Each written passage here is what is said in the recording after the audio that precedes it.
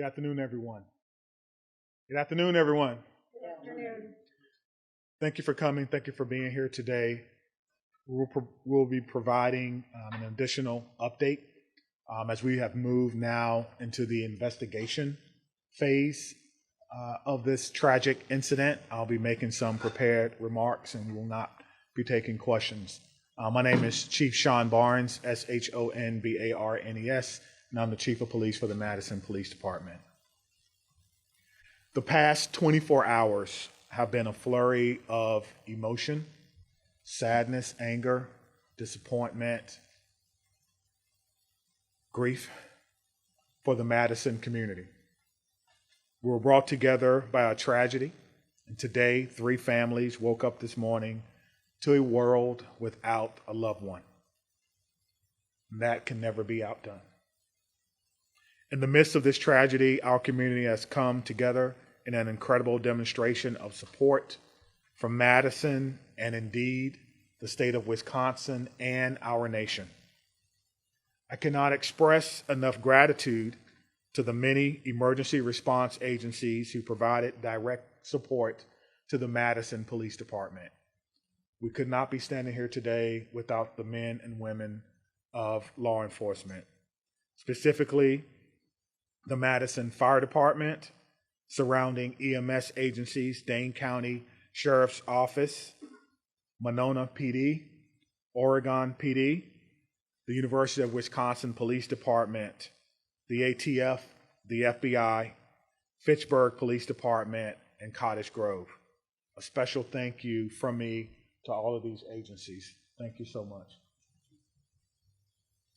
These agencies and many others responded to the scene and or took calls for service within the city of Madison to allow us to focus on this tragic incident. Student reunification with their loved ones could not have happened as swiftly as it did without the assistance of SSM Health Dean Medical Clinic as well as the Quick Trip. Additionally, many people worked well into the night and supported local restaurants and community who came together and provided food and other logistical support for our team.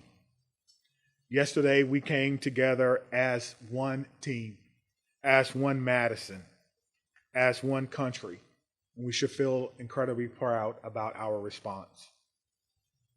I'll be providing some updates at this time, but before I do that, I'd like to provide an important clarification. Yesterday, after looking at the computer-aided dispatch system, it seems as if a call came from a second grader. It actually read, the call came from a second grade teacher. That was a mistake. That's my responsibility, and I apologize, and I clarify that today. It did not come from a second grader. It read second grade teacher. I will also be providing several investigative updates from the 8 p.m. briefing from last night. The Madison Police Department is committed to transparency and will continue to release information that can be used to improve public safety. This must be balanced against our commitment to the victims of this horrific crime and the need to do a thorough and complete investigation. As a result, I recognize many of you may have questions that I cannot answer at this time. I ask for you to keep the victims in your mind and respect their right to a thorough investigation. I also will not be taking questions at the conclusion of this press conference, but your pre-submitted questions serve as the basis for updates that we're providing for you this afternoon. If your question is not answered, it is due to an ongoing investigation. Okay. We know a document has been widely shared on social media. At this time, we cannot verify its authenticity. We have detectives working today to determine where this document originated and who actually shared it online. At this time, we cannot verify the document. We ask that you not share the document or spread any information that may be false. our department will provide an update on this document when we can. There are always signs of a school shooting before it occurred. Some of you have reached out about Rupnow's social media activity prior to yesterday's shooting. We're looking into her online activity. We're asking anyone who knew her or who may have insights into her feelings leading up to yesterday to please contact the Madison Area Crime Stoppers. Again, anyone who may have known her or knew what she was feeling or going through at that time, please direct those inquiries to Madison Area Crime Stoppers. That number is 608-266-6014 or at P3 Tips. P3 Tips. We will not be releasing specifics about these social media accounts at this time. Identifying a motive is our top priority, but at this time, it appears that the motive was a combination of factors. Again, we cannot share that information at this time because we do not want to jeopardize the investigation and those who are currently cooperating with us. All patient status remain unchanged. The 911 calls are the record of the 911 Communications Center, and their standing operating procedure is not to release documents in open and active investigations. Again, we are working to authenticate the documents that you see online that some are referring to as a manifesto. And as soon as we do that, we will let you know. Now, the process for doing that is looking at original documents that may have been taken from the suspect's home, looking at information that may be on laptops or on computer to determine if this document originated from our suspect. Any disciplinary records would be under the purview of the school. Some of you have asked whether or not she was troubled or whether or not she was troubled at school. We do not have those records. We are not the proprietor of those. On the question of bullying, we're talking to students to understand whether bullying was one of those multiple factors that I mentioned earlier. Some have asked if people were specifically targeted. Everyone was targeted in this incident, and everyone was put in equal danger. Today, numerous MMSD schools were targeted by false threats, often known as swatting. We're working closely with the Madison Metropolitan School District to determine where these originated and to investigate this call. We do not believe that there are any current threats to any Madison area schools, and will continue to investigate these calls and any threats of violence as they come in. Let me be clear on this point. Making false threats is a crime, and we are working with the district attorneys to prosecute these crimes as information is gathered. And if we have to do that, we certainly will. I encourage all parents, all family members to talk to your loved ones about this. We will determine where they originated. We'll use federal partners if we have to and levy those charges as well. As we continue to investigate what happened yesterday, we're keeping the victims and their families in the front of our minds. We want to thank the countless people and organizations who've reached out to support them, as well as the Dane County Victim Witness Unit and the Dane County Emergency Management, who provided direct support to the families. To the Abundant Life Christian Academy, this is a hurting and haunting situation, and the many survivors will need our continued support, and we pledge to give them that in the days, months, and even years ahead. As a community, we must not allow violence or any act of violence to define us. We refuse to allow hate or destruction to win in this city, but rather we will honor our survivors, our victims through love, support, and the Madison way. Please continue to take care of yourself and take care of each other. At this time, we have several officers who are working today, who was working yesterday. They were given the opportunity to stay home on what we commonly refer to as an administrative day. They were offered peer support, emergency assistance program through our city. But those officers chose to come to work today and serve their community. So at the end of my remarks, I'm going to find each and every one of them, personally shake their hand, and thank them on behalf of a grateful city, and a grateful administration, and a grateful department and profession for their act of selfless public service. Thank you. Thank you, Chief.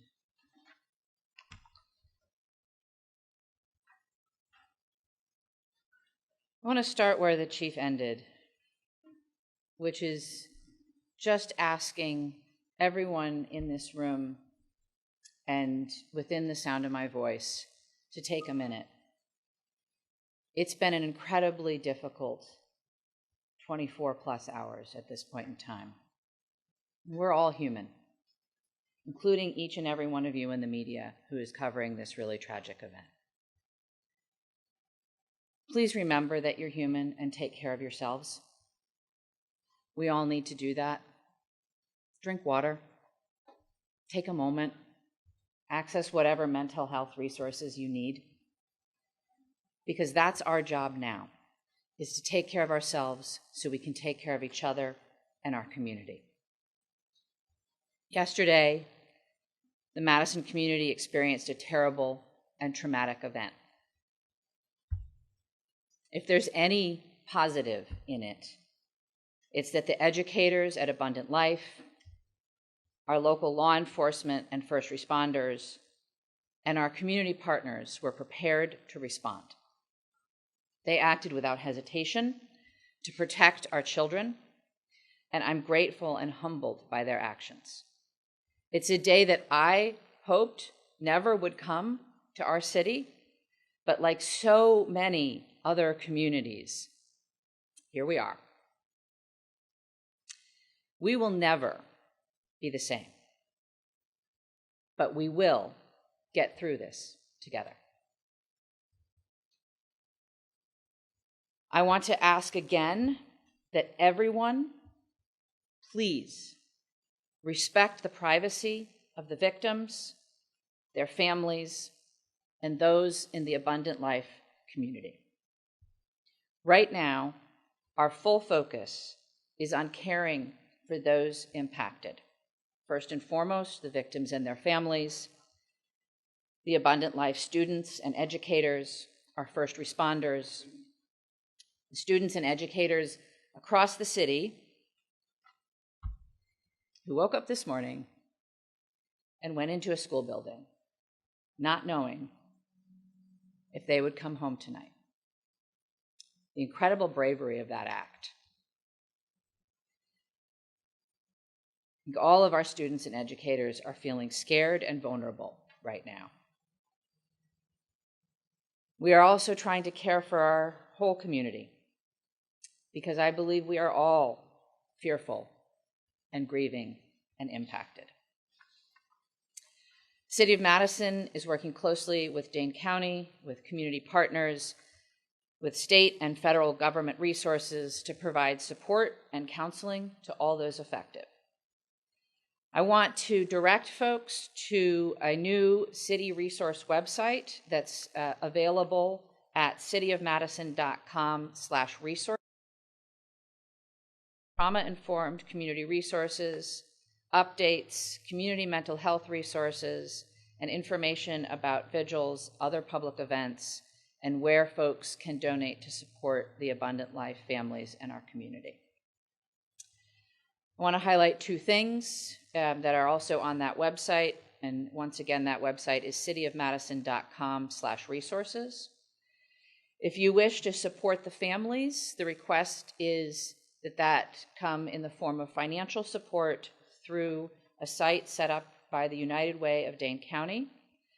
You can visit unitedwaydanecounty.org, or you can text HELP for ALCS to 40403.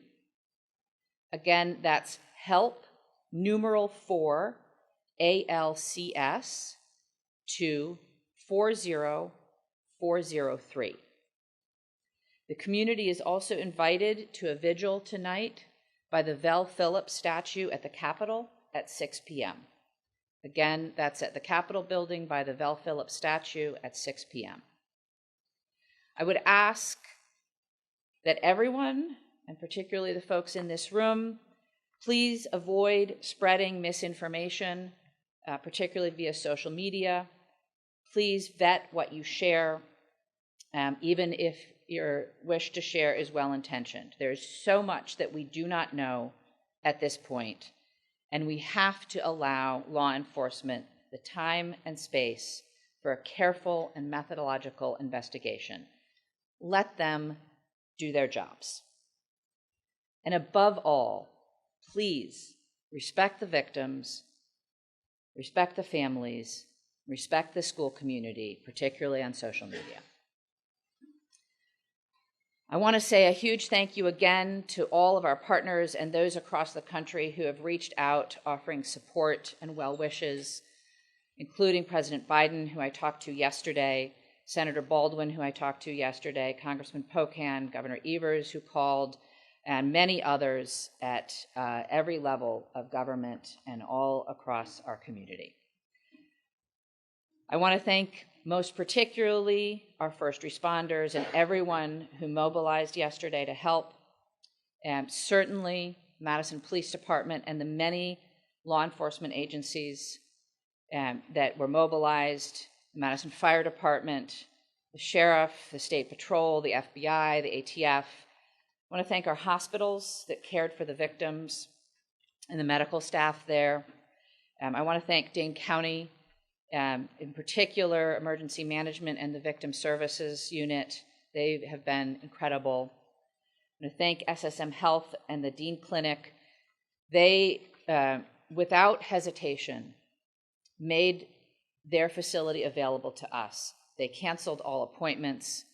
They rearranged the facility. They put their staff at our disposal to make sure that the Abundant Life families could be reunited with their students. I couldn't be more grateful to them.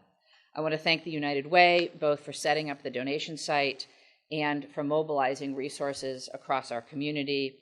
I want to thank the Red Cross and the Salvation Army, the religious leaders who came to their unification site yesterday from across our community, and all of the community organizations and businesses that donated food and resources to the families and are still now offering support for our community. There are so many people who have offered support, resources, help, and well wishes, and we are grateful to every single one of them. I want to end where I started, which is centering our collective humanity. We all have to take care of ourselves so that we can take care of each other and our community. Whatever your belief or tradition is, I would ask that you find a way today, tomorrow, in the coming weeks, months, and years to be kind, to give grace, and to find ways, big or small, to help make our community a safer place for all of our children. Thank you, and I'll turn the podium to the county executive. We'll answer questions. Oh, I'm sorry. I'm sorry, I forget that you're not all local. My name is Satya Rhodes Conway. I'm the mayor of Madison. That's S-A-T-Y-A, last name R-H-O-D-E-S-C-O-N-W-A-Y. Satya Rhodes Conway, mayor of Madison, Wisconsin. Thank you. Good afternoon, everyone. I'm County Executive Melissa Agard, M-E-L-I-S-S-A, A-G-A-R-D. It's unfortunate that we are still having to navigate this absolutely horrific situation in our community. I come before you today as a community leader, as a mom, as a fellow Dane County resident, and like many of you, someone who is continuing to process what unfolded yesterday at Abundant Life Christian School and across our community. My heart aches for the students and families and teachers and the first responders at all levels, from the 911 officers to the folks that are at our coroner's office. Every single one of us has been impacted in an unimaginable reality by this situation. Our kids, my kids, teachers across our community, and in fact across our nation, had to wake up and go to school today, and that was an act of bravery. Parents dropping their children off at after what we witnessed yesterday took an act of bravery and a belief in our community. And that's a bravery we should not have to put on the shoulders of our children and our families and our community. Let me be clear. These everyday actions that we have all experienced over the last 24 plus hours should not require bravery. They should be routine and joyful, especially at the end of a year, wrapping up a semester. Our kids should be laughing and learning and thinking about pajama day as they're heading into the holiday season. But right now, that's not the case. And right now, it's okay to not feel okay. It's how we move forward. And for some, the weight of this tragedy is overwhelming. I'm sure they're feeling sad and anxious and numb. We've heard that even from our police chief. And for others, they might just be feeling a little bit off, unsettled by the images that our news coverage is delivering to them in the fast-breaking social media world. And it's playing on repeat. And I am grateful for what it is that you all do. But this is impacting people in a different way. And I want you all to know, and people across our community, that their feelings are valid and they are not alone. Seeking support, talking to someone you trust, simply admitting that you're not okay is not a sign of weakness. It's actually a sign of strength. And whether you're feeling hopeless or scared or just not quite yourself, know that there are resources here in Dane County and in our community that will be here and continue to be here to support you in order to help people move forward through the healing process. Believe me, we are in this together. That is the Dane County way. That's what we do best. Through painful conversations and tears and hugs and vigils, we're going to heal. We're not going to be the same, but we're going to heal. Part of that process is setting aside complacency and demanding change.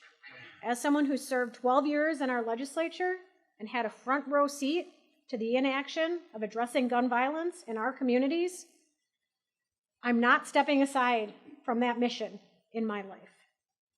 There's going to be public debate about the motives and other aspects of this mass shooting, but let us remember this fact. Gun violence is the #1 killer of children in this country. That's a legacy we cannot accept. We cannot accept that. Part of the reason I feel so pained by this tragedy is that mass shootings feel like something that's ominous and hovering, and we're all wondering where and when the next one is going to occur. And guess what? It happened here. It happened right here. And I am so proud of the folks that I work with at the county and that the mayor works with in the city and our partners at the federal, state, and local level and how it is that we've stepped up and responded to support people. Could we do better? Could we do different? I am sure. But did we do well? I am proud of the work that has been done in this community over the last 24 hours. And I assure you all today that we are going to continue to work like hell to stop future tragedies and to support our community that has been harmed by these actions. And for anyone that's out there listening, Anywhere in this amazing world that we live, whether you're grieving or you're scared or you're angry or you're unsure or you're curious, take care of yourself, take care of the people who you love and whose lives you touch. Talk to someone, anyone. If you're not comfortable calling a number, there is someone in your life you can reach out to. No one is alone through this. We are strong in Dane County, and together we're going to get through this. And I know that there are questions that we all want answers to. And I am hopeful that we will have those answers sooner than longer. But please give us the time to do this right so that we can learn how to prevent this from happening in the future and support those that have been most impacted in our community. We are doing everything in our power at all levels in a collaborative way to prevent this type of pain from ever happening again in our community. Can I assure that? No, but we are going to work as best as we can to that end. So thank you to each of you for carrying these stories, for taking care of yourselves, and for delivering these messages to the people in our community that just want one more piece of information. Thank you for being here. Right.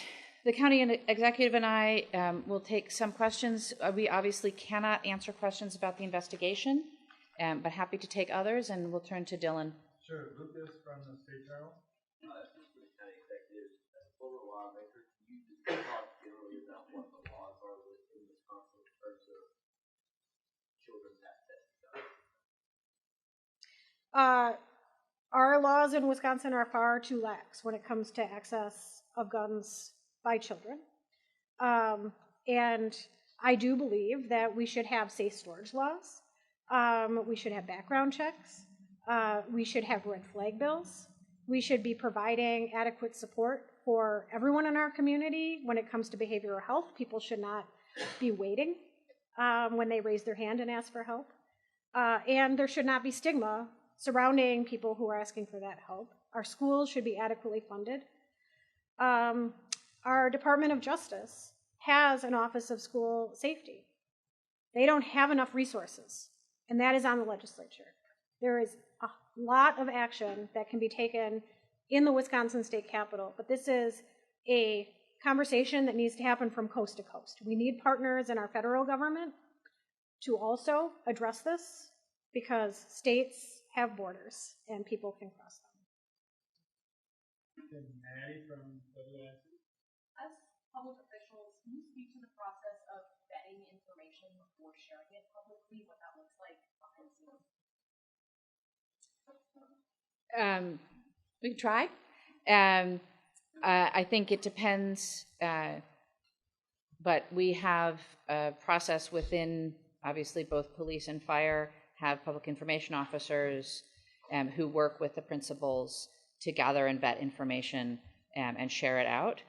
Similarly, in my office, we have a communications manager who works with us. In terms of the investigation, I can't really speak to that process, but there is a process within law enforcement to decide what information can be shared that won't jeopardize investigation, and then to do our best to verify information before we're sharing it publicly. Obviously, in an event like this, there is a lot of chaos, and it can be difficult to parse out where information is coming from and how accurate it is at any given time. And so in a developing scene, sometimes we will share information that's not 100% correct. But as you've seen already, the chief comes back and tries to give out the best information we can and correct any mistakes.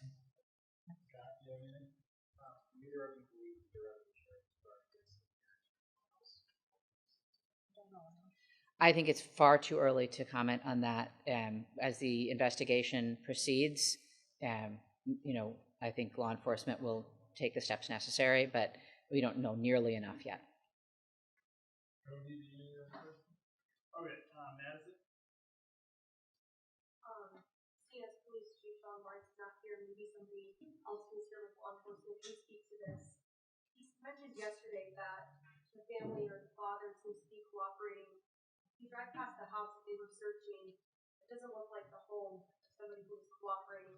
So maybe can you explain to an untrained eye the state and the condition of the home and the manner in which it is in at the moment? Anyone here that can speak to that? Sorry, we'll have to follow up on that for you. Chloe? Again, I'm not sure if anyone is able to speak to this, but I know Chief Lawrence briefly mentioned that students are talking about incidents like this, or what believe they're implementing. I know students are coming forward at this time and sharing what they saw and heard in school yesterday or different students. So I think broadly, at this point in time, it's a very active investigation. You heard the chief ask folks who want to share any information that they may have to share that via Crime Stoppers, and I would echo that if anybody has information that's relevant to the investigation, to please share it through Crime Stoppers. I think today is going to be a very difficult day for all of our students in Madison. I know that our schools and teachers are doing their best to support kids. And I think the county exec has kids, as I do not. So she may know more about that. So I do have a son in our Madison schools. And it was hard for him to get up and go to school today. And then the school was locked down because many schools in Madison area were locked down due to swatting. And that was triggering not only to him and his peers, but to family members and educators. And the world that our kids are in now is very different than the one I grew up in. They have access to social media and digital communication in the palm of their hands. And they are oftentimes sharing information that has no source.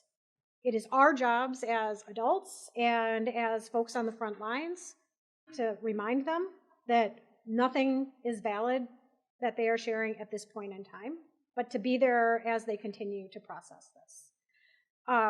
Again, my message to my son and to his friends and to other families that have been reaching out is if you do feel that you have any information, if you feel like it might be something that would be helpful and you're not quite sure, you should still call Crime Stoppers. The smallest piece of information could be the last piece of information that we need. So don't second guess yourself. Please reach out to Crime Stoppers. Parents, support your children through this as they are navigating. It is a very confusing path for them, and my kids seem to know more than I do right now as this is going on because of the fact that that digital device is in their hands. And we need to help them know that they should be putting that down and slowing their worlds down as we're navigating our way through this. Thank you. Sean from WRT. I'm sure you've been on the phone continuously and have made constant calls. Could you talk about any conversations you've had with other MMSD or other schools in the area? Yeah, I can speak to that. I have been in touch with the superintendent, and my staff have been in touch with his staff. I mean, initially, it was just making sure that everybody had all the same information and some strategizing collectively about how to make sure that MMSD schools were safe. As the time goes on, you have seen this already, I'm sure, that MMSD is sharing information out with their families about how to support kids. They've shared information out with their faculty and staff about how to support kids going forward. That is something that we will continue to talk about, how we can support, again, the students who I'm sure are confused, afraid, worried, the parents feeling the same, and of course our educators. That is part of the work going forward. I do also want to just recognize that there are schools, obviously, in our community that are not part of the Madison Metropolitan School District, and we are reaching out to them as well and making sure that they are supported and have the same level of resources. And that support is coming definitely from the state, but also from the county and the city, and will come more as we go forward. Do you want to add anything? Cameron from WMTV. Hi, Mayor, yesterday when you guys briefed us, you told us that, staff and students immediately left the building, some without the cars, some without coats, all those things. So could you guys tell us what the status of the building is and if there is a timeline in place for people to return back? I don't have all of those details, but what I can tell you is that yesterday there was a process of folks leaving the building and then obviously being reunited with their families. The building is a crime scene and will be under investigation for some time to come now. But obviously the police department will work with the school and the leadership at the school to do what they can to make sure that people have access to things that they need. All right, James from WSISN. Yeah, my question for law enforcement and or DOJ. Yesterday it was said, and I want to quote this, there are almost always observable behaviors before something like this happens. I see Trish nodding your head. Can you share what observable behaviors specifically we see as this investigation unfolds from the suspect in this case? So I think, again... I want to address, because we did receive your question. I'm going to get in front of the microphones. As we mentioned earlier, any questions we can answer about the investigation, we answered in our updates. So we cannot take any more follow-up questions about the investigation. Are the observable behaviors in the social media accounts? That was not something. So again, it's an ongoing investigation. MPD will share information that they can as they can, but we're not able to speak to the investigation at this point in time. All right, Anna from WPR.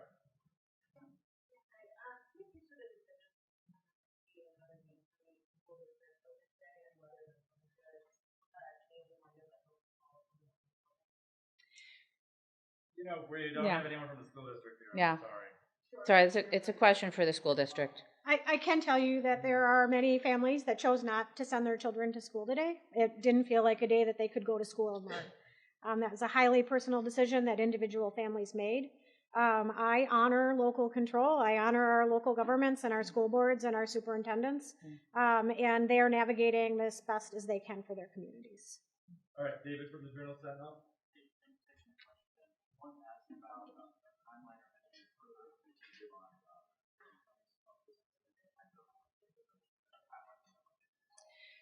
I'm not aware of a timeline at this point in time. Thank you.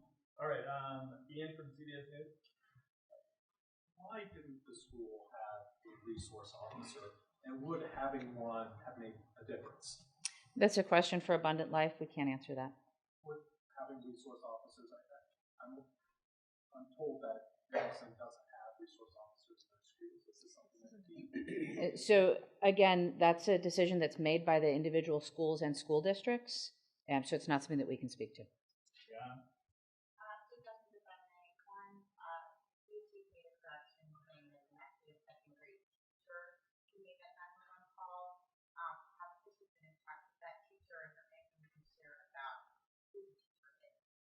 There's nothing we can share at this point in time. And then, are you able to speak to the general protocol about bullying? How does the school monitor bullying? Do they have protocols in place to monitor how that happens? Again, we don't represent Abundant Life, and so we're not able to answer questions for the school. All right, check. Is anyone from Abundant Life? She just had a little. I'm sorry. Okay, we gotta wrap it up here. So we'll go. Are you able to just say? I mean, right now we know that from students, there's nothing for it. Can you speak a little bit more? I understand you're trying to respect their privacy, but can you speak a little bit more to their personality before they engage in sports when they go love out of here? I'm sorry, we can't share anything more at this time, and it's Rhodes Conway. We really can't share that. Okay, so Adam from CBS 58. Sure. So it's been 27 hours now. Why can't we share the identities of the victims? It is my first priority, and I believe the priority of many of us here, to respect their privacy and their timeline. These are folks that have been deeply impacted by trauma and are grieving. And frankly, I think it should be up to them whether and if they want to share any personal identifying information with anyone at all. But it's not up to me. It's a law enforcement decision. And so when law enforcement feels like that's appropriate, they will share that information. The shooter was named yesterday. Why the victims were not named? No, that's a law enforcement decision. Yeah, and unfortunately, walked out the door. When we'll be able to talk to I don't. Adding off that question, I mean, we've been sitting here for the last 27 hours without a mention. Why would you guys not have the proper people in place to answer some of these questions? You guys, including the fire chief, have sat here and tried to say that you want to dispel rumors on social media. You want to make sure that you're giving factual information. We're asking questions that are been circulating on social media, including rumors about the victims. Why not provide clarification and actually have people here to answer those questions to set the record straight? I don't know how many times I can say this. We will share good factual information when we can. None of you is obliged to stay here. You're free to leave. You don't have to be sitting in this room if you don't want to. We will share information when we can. It's very important that that information be as factual as possible. All right, I'm going to say this and then we're done. It is absolutely none of y'all's business who was harmed in this incident. Please have some human decency and respect for the people who lost loved ones or were injured themselves or whose children were injured. Just have some human decency, folks. Leave them alone. Let them grieve. Let them recover. Let them heal. Don't feed off their pain. We'll share what we can when we can, and not before that. Thank you.